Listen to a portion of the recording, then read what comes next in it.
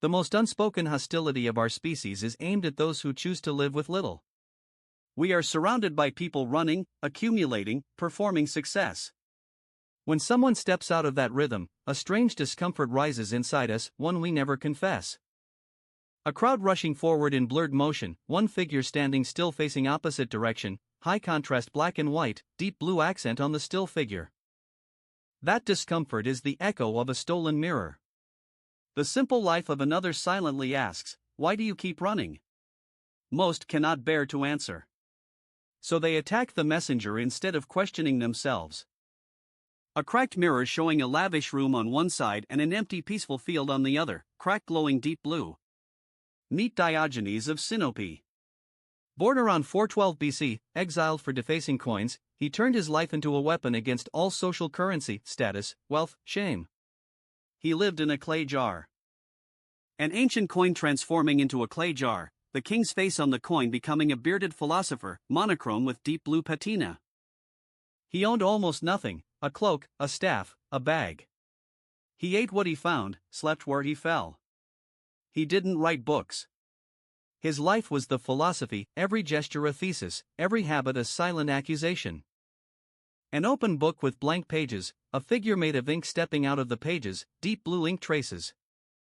The easy explanation for society's hostility is envy. But envy alone would fade with honest admission. It doesn't fade. Three deeper forces are at work. Three interlocking gears labeled in ancient Greek, black metal with deep blue highlights. First force, the unbearable mirror. A person living well with little exposes the lie of those who sacrifice everything for much. They don't need to speak. Their presence alone asks, "Why are you still trapped?"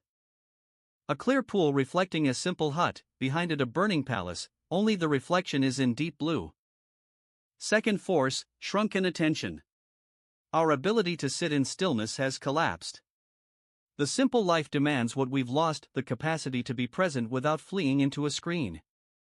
A smartphone cracked open, from the crack growing a single flower, black background, deep blue petals. Diogenes would sit in sunlight and just stay. No next notification, no dopamine hit. That stillness now irritates us because we can no longer achieve it.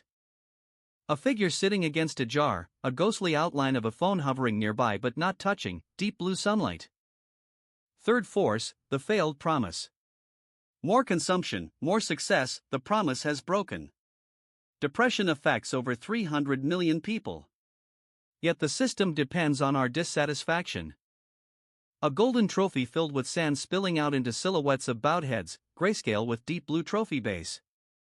The person who consumes little is a micro-threat to the entire economy of desire. That is why the system teaches us to despise them, not out of truth, but out of function. A shopping mall collapsing inward toward a single empty jar standing untouched, deep blue structural lines. The most famous scene, Alexander the Great visits Diogenes. The conqueror offers anything. Diogenes replies, "Get out of my sunlight." Alexander had everything, Diogenes needed nothing.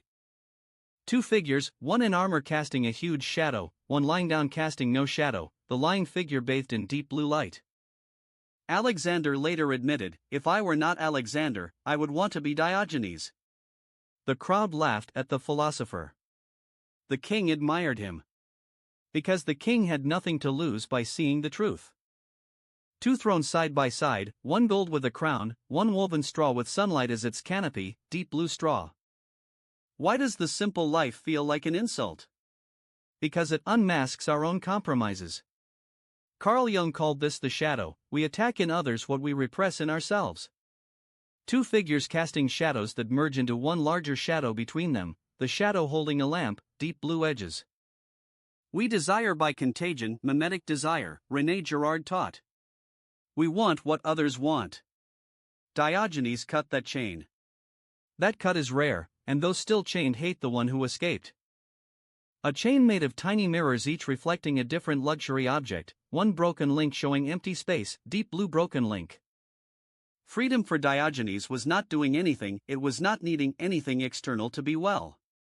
The Greek word is eleutheria, a state where no circumstance can bring you down because you depend on none. A man with no visible chains, chains falling from the sky and breaking before they touch him, deep blue broken links. You cannot threaten someone who lives in a jar with losing their house. You cannot threaten someone with no job with firing. Each renunciation closes a door through which coercion enters. A fortress with many doors labeled mortgage, career, status, one door missing, replaced by open sky, deep blue sky. Autarkia, self-sufficiency. Not misery. Not hatred of life. Having enough to live with dignity without depending on things. Diogenes was not an ascetic who suffered, he was a man who lived on enough.